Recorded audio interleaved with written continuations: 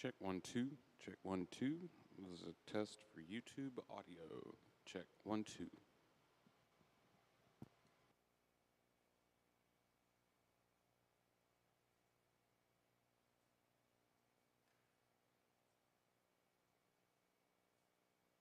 We're good, Dylan.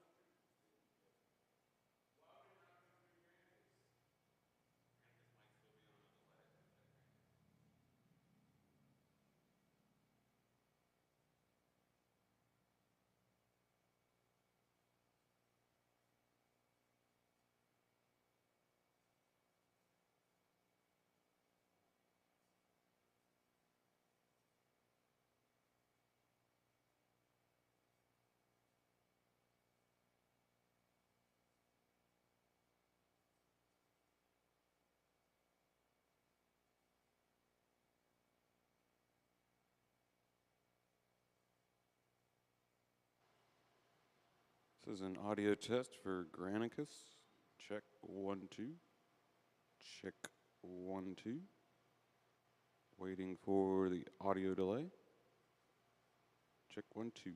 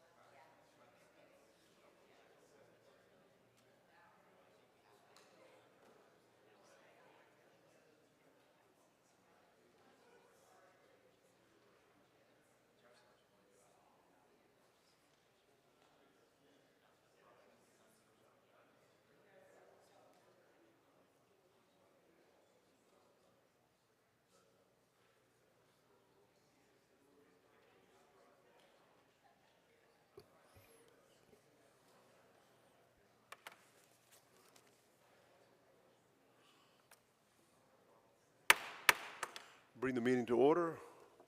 This council agenda briefing. I have to take a roll call at this time. Mayor Pro Tem, are you here? Councilman Rivenbark, are you here? Councilmember Anderson, are you here? Present. Councilmember Barnett, are you here?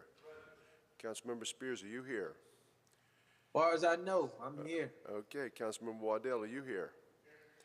And the chair is here.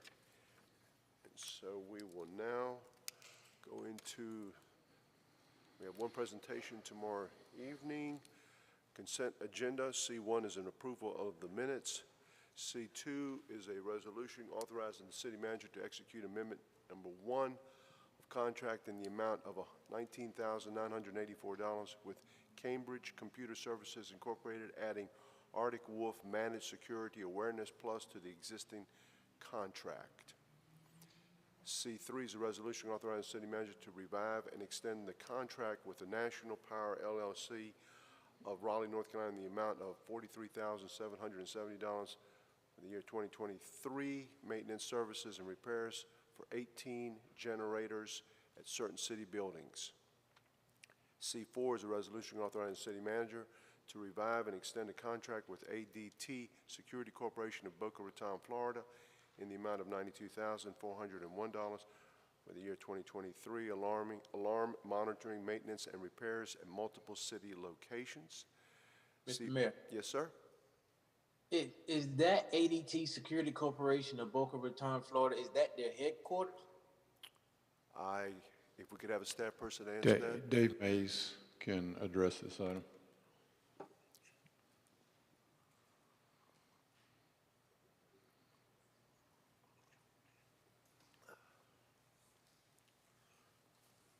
Yes, sir. That would be the address they've given to us as their primary address when they filled out their vendor application. Okay, I was just wondering if there were no ADTs in North Carolina, South Carolina, or anywhere closer than Boca Raton. Okay. Yeah, that's it, Dave. Thank you. Thank you. C5 is a resolution authorizing the city manager to revive and extend the contract with Sunland Fire Protection Incorporated of Wilmington, North Carolina, in the amount of $24,470 for the year 2023 fire extinguisher and suppression system inspection services at certain city locations. C6 is a resolution authorizing the city manager to apply for a 2022 Cape Fear Opportunities and Needs Grant in the amount of $210,000. C7 is a resolution authorizing the city manager to purchase 20 police vehicles from Edgerton Dodge Chrysler Jeep Ram of High Point, North Carolina for $635,950. Public hearings. PH1 is an ordinance directing the housing inspector to vacate, close, and repair or demolish a dwelling at 214 North 11th Street as unfit for human habitation pursuant to Article 5, Chapter 16 of the City Code, and directing that a notice be placed thereon prohibiting its use or occupancy. PH2 is an ordinance directing the housing inspector to vacate, close, and to repair or demolish a dwelling at 1102 Gray Street as unfit for human habitation pursuant to Article 5, Chapter 16 of the City Code, and directing that a notice be placed thereon prohibiting its use or occupancy. PH3 is an ordinance designating the Dr. Hubert Eaton House at 1406 Orange Street and 213 South 14th Street as a local historic landmark. PH4 is an ordinance renaming a private road currently called West Sig Road to Switchyard Road.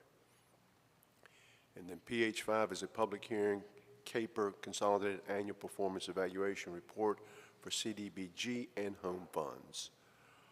Ordinances. 01 is ordinance amending the City Code Section 5-31, soliciting business in streets, and Section 16-16, begging or soliciting alms, contributions, goods, or services by intimidation.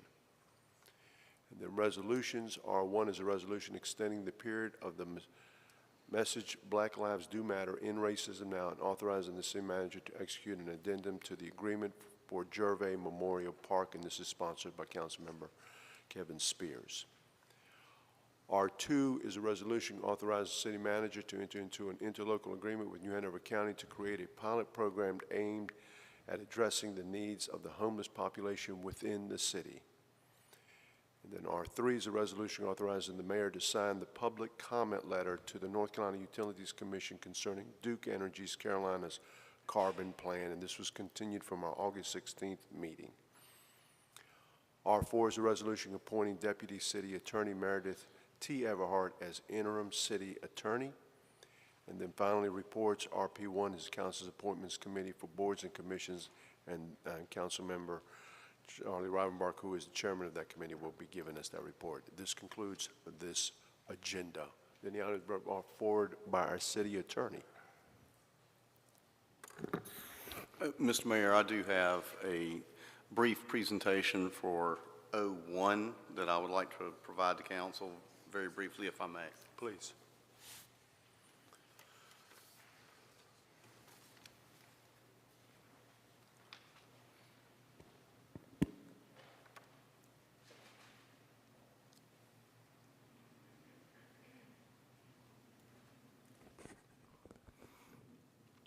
I believe Dylan is pulling it up. Mayor and council, this is simply an update on the city panhandling initiatives that you heard from us back in July. This is one facet of that, and that was the update to the ordinance. If you could go to the next slide, please, Dylan. Before we begin any, however brief discussion of the First Amendment, I always like to preface it with this quote from the Supreme Court of Kentucky. This came after the Reed v. Gilbert decision, and this is just so the public understands that freedom of speech is a broad right, and it just by its very nature, what one person wants to say, another person may not want to hear, so it is to embrace discomfort, as the court says. So with that said, if council will remember, back in July, we went over the cases, Supreme Court as well as Fourth Circuit, which is the federal circuit court that is over North Carolina as well as a few other states. And we went over the specific case law, and here's a general principle.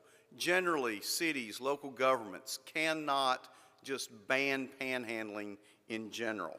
That's a legal principle that I wanted to put out there for the public to remind them of that as we talk about the direction that we received as staff from City Council back in July was, as one of several things, we needed to update the city's panhandling ordinance sooner, not later, so that we could avoid the confusion that the public may have. If council will remember, our current panhandling ordinance has 13 different facets of panhandling. Just as an example, it's illegal to solicit, beg, ask for a solicitation after dark. That's very, very broad. That's in our current ordinance. What my office has done is we've went through the ordinance, we've looked at each one of those 13 different facets that were prohibited and reviewed it in light of the case law. And our recommendation is to greatly simplify our ordinance, and it is to, as the slide says, to maintain only 2 of those prohibitions. And those prohibitions are, 1, the ban or the prohibition against aggressive panhandling. That's where folks are very aggressive and act in an intimidating manner, maybe even touch the person that they are soliciting. That's something that we believe that is constitutional. We do believe that that meets the standards set out by the court. And also, we have a slight modification in retention to the current prohibition on panhandling within 15 feet of an automatic teller machine. We actually recommend that you change the 15 feet to 21 feet. That's in keeping with some studies from law enforcement from decades ago that show 21 feet really can be a danger zone. And when folks are at an ATM, they're often more vulnerable, they're distracted, they have to operate the ATM. If you're like me, you sometimes have trouble with that and you have to take your card out and put it back in a couple times.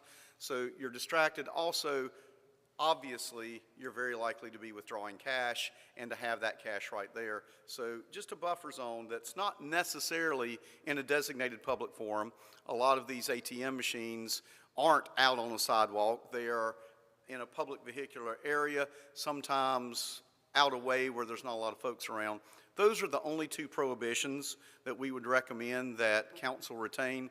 The other 11 prohibitions, some of them ban panhandling in just general areas downtown. Some of them said, as the example I used earlier, after dark. Soliciting from folks in line, that goes to the captive audience concept. That's not something that the courts have supported. Our recommendation is simply to bring our ordinance in line with the case law that is mandatory. It's not something that I would recommend that council frankly has a lot of discretion in. The courts have set the standard, and it's a very high bar. If you're going to burden the First Amendment, you're going to have a lot of evidence, and generally in these areas, the courts will not support these prohibitions. So with that said, I just have a general closing slide that we actually cite to the very cases that make up this opinion, and I invite the public, the media, whomever, to please review these cases and to draw their own conclusions. But my advice to you, Mayor and members of council, is that our ordinance should be amended in this way to draw it in line with the case law and the Constitution. Sounds like the Supreme Court has spoken. Indeed, Mr. Mayor. Okay, thank you. Mr. Anderson. John, I'm trying to remember, maybe in the last month or 6 weeks-ish, there was it Carolina Beach that put in some new ordinances? Did you read those? Curie Beach? It was Curie Beach. Curie Beach.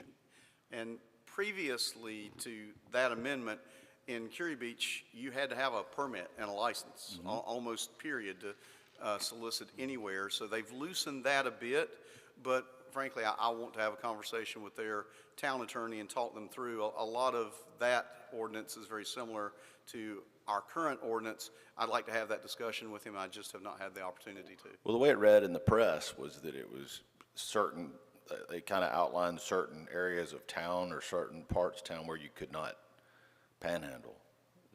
Is that Indeed. how you understand it as well? That's my understanding. I do not have, as I said, I've not talked to their town attorney. I don't have the basis, whatever evidence they had gathered. I don't have all the facts, so I'd rather not compare, since I know I don't have all the facts of their particular situation. Well, as you can imagine, we will get, when that came out, I got questions, why can't we do that? So I appreciate it if you could get up to speed on that so I can answer that question for our constituents. Absolutely. So the other, I guess what I'm hearing from you is that, in your legal opinion, the ability to panhandle just always, it trumps public safety, period. It does not trump public safety, but the problem with most ordinances that the courts have struck down is when it bans soliciting. It doesn't ban asking people for the vote or saying there's going advertising. It just bans soliciting. And what I have seen in the cases is they say if it's unsafe to ask for a donation, it's unsafe to tell people to vote this way or that way, or to advertise a sale or a yard sale or anything. That's the under-inclusive doctrine that I've seen courts apply.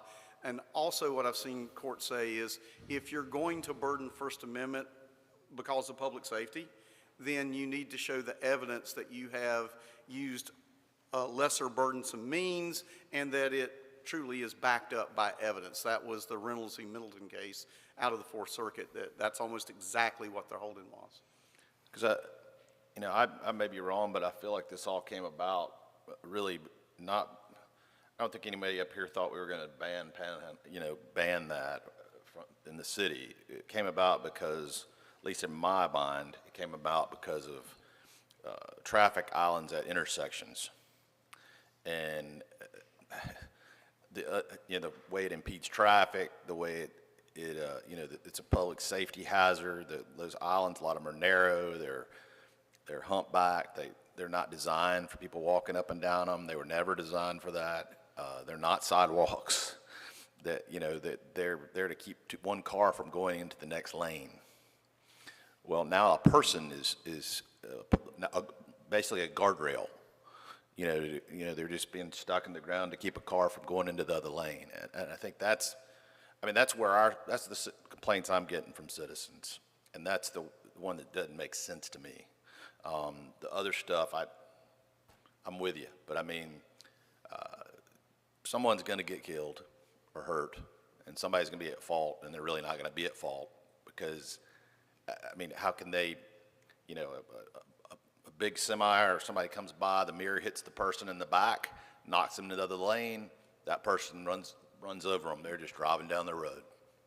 So I just don't see how. I respect the Second Amendment, and I think this is all well and fine, but those spots in particular to me just seem like somehow the laws could be written, or that is not something that's legal that in our city or any city for that matter. But thank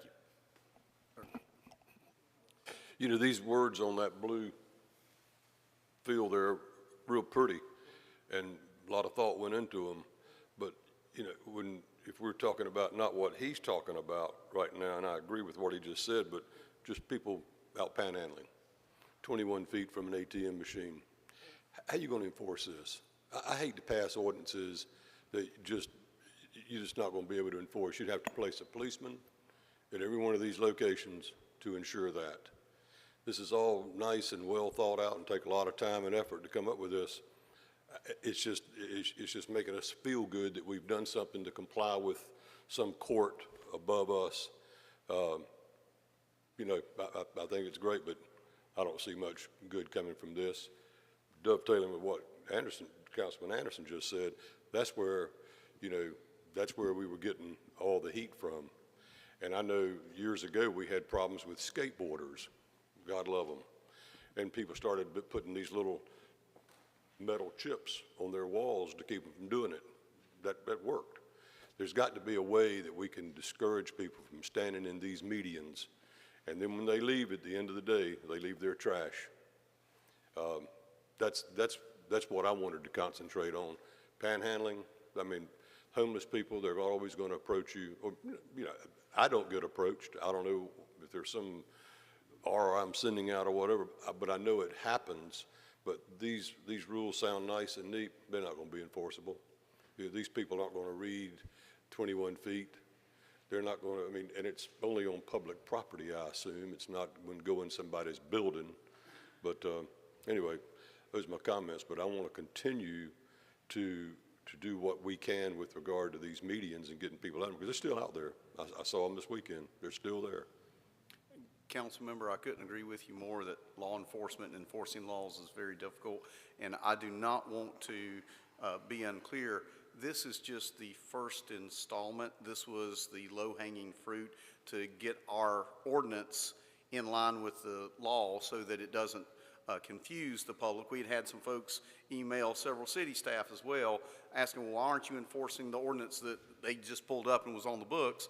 We want to get the ordinance in line with the case law. That doesn't mean that the chief is not working and the manager's office is not working on everything that council had seen back in July, and we are building those cases. We are looking at that evidence to see if it bears out an ordinance that we would be able to meet constitutional muster and get folks out of the unsafe areas in medians, especially the small medians. Thank you. Okay.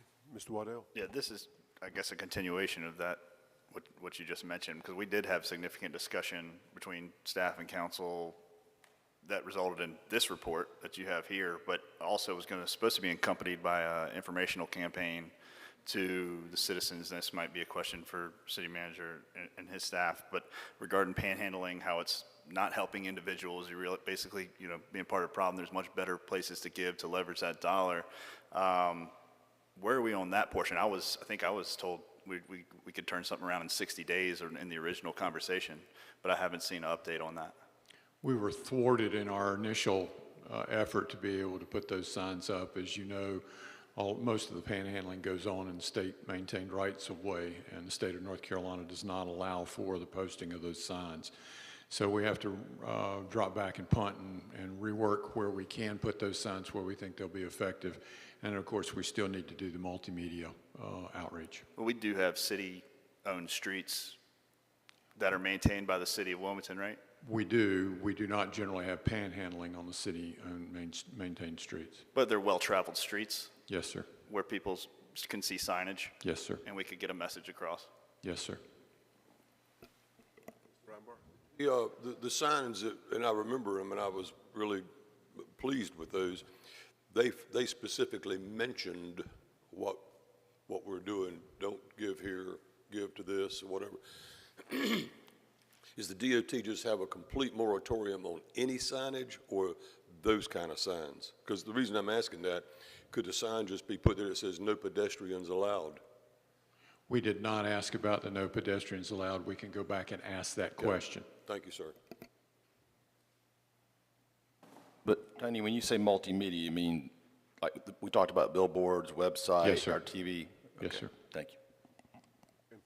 Mr. Barnett? Yeah, I just want to say I like the approach that we're going to be taking with Resolution 2, where we're, that interlocking agreement with Indiana County to create a pilot program aimed at addressing homelessness and needs.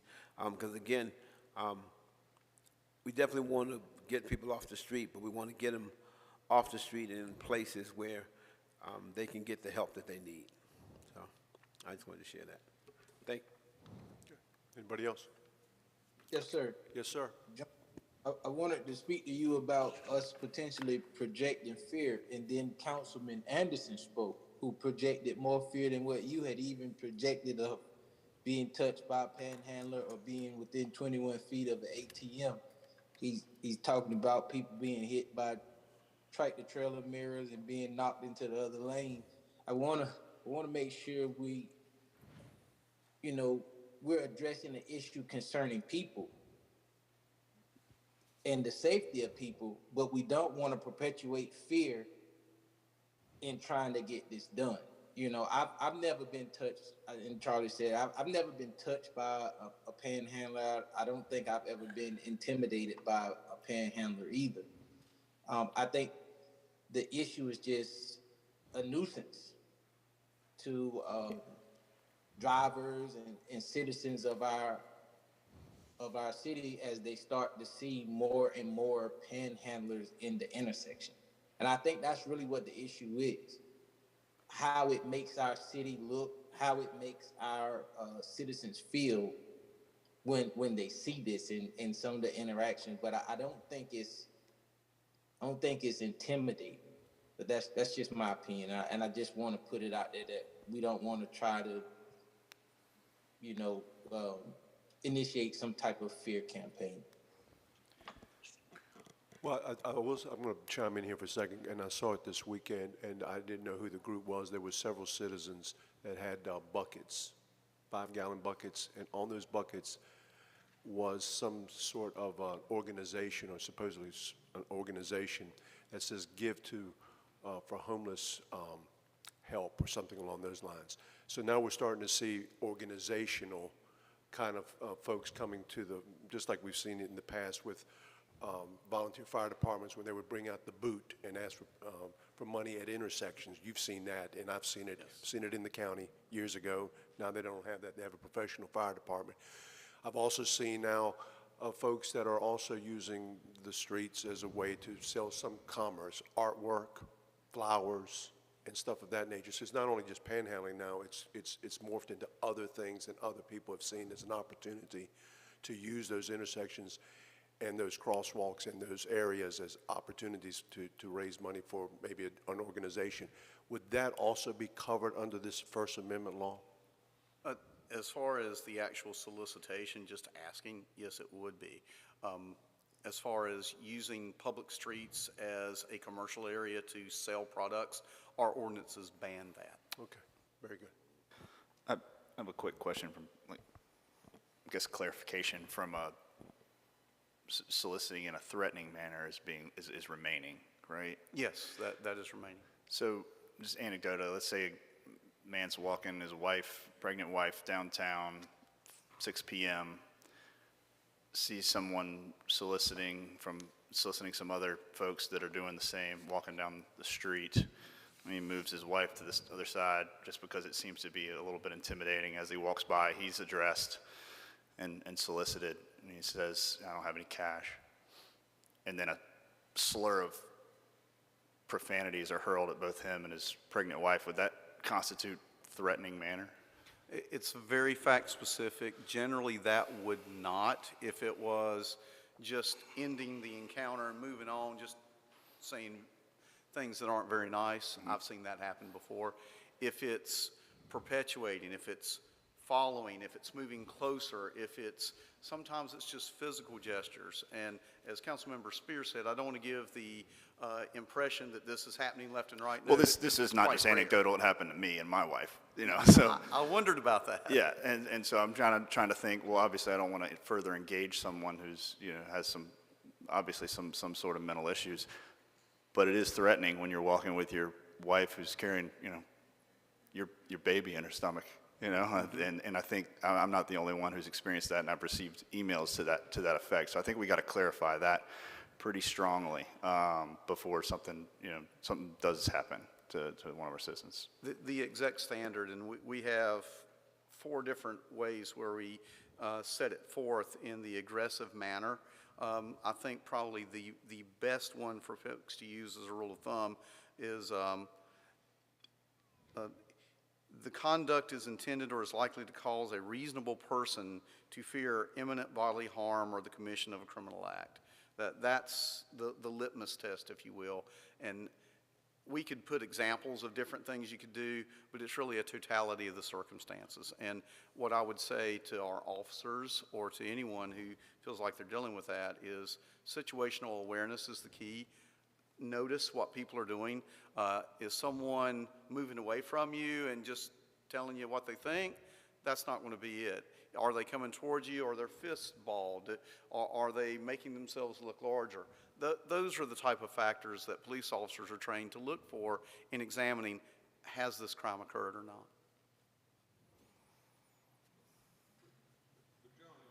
John, at that point, though, it's he said, she said. It's not going on when the police officer arrives. Here again, it's an ordinance that it's like littering. We don't get to enforce these things. They can come out and take a statement from this gentleman and his pregnant wife, and that's the end of it. Councilmember, I cannot agree more that enforcement is very difficult. I will tell you, we do pull video footage for a long list of crimes that are reported, and many times those video cameras, they do tell on people and they help law enforcement in a lot of ways. Our Sting Center is one of the best assets that our law enforcement has. At a intersection, let's say, is banging on somebody's window with a little bit of authority, what is that? That's good? That's fine? I shouldn't say good. That's legal? That I would not believe would rise up to this in most normal situations. If it's banging on it, especially after you've been told, hey, I'm not interested, how hard are they hitting it? Are they stepping in front of the car? Are they grabbing the handle? I can add all sorts of facts to this, and So yes, it's fine. Just knocking Until on they the break window, it. Knocking on the window would very, very rarely ever Okay. rise to this. Yes, it's fine. I would think, but it sounds like nothing is. But I guess, and I'm going to respond to Councilman Spears because I do fear for that person who's standing on that island. I'm not trying to cause fear in anyone else. I worry about those people getting hit. And then I also worry about the motorist who unintentionally runs over them. So if that's fear, I got it. So thank you. Okay, Thank you, Mr. Mayor. thank you.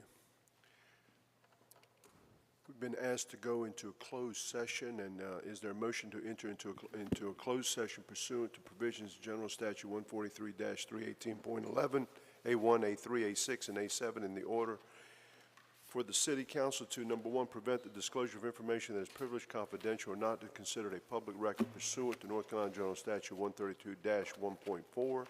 Number 2, to consult with and provide instruction to the city attorney regarding potential legal claims, including the case of the Funk Yard LLC versus Wilmington, file number 21 CVS 2790. and Schroeder versus the City of Wilmington, file number 19-CVS-4028. And 3, to consider the qualifications, competence, fitness, performance, and conditions of employment of public officer or employee. And number 4, to hear reports concerning investigations of alleged criminal misconduct. I will also note that the closed session will be held in the City Attorney's Conference Room, and at the end of that closed session, council will reopen its public session and adjourn from that location without returning to the council chamber. So do I have a motion? A motion made by Mr. Reinbach, second by Mr. Barnett. Let me write this down, please. Okay, Mayor Pro Tem, how do you vote? Councilman Reinbach, how do you vote? Councilman Anderson, how do you vote? Aye. Councilman Barnett, how do you vote? Councilmember Spears, how do you vote? Aye. Councilman Waddell, how do you vote? The chair is aye. We will now move on to the city attorney's conference room to do the closed session.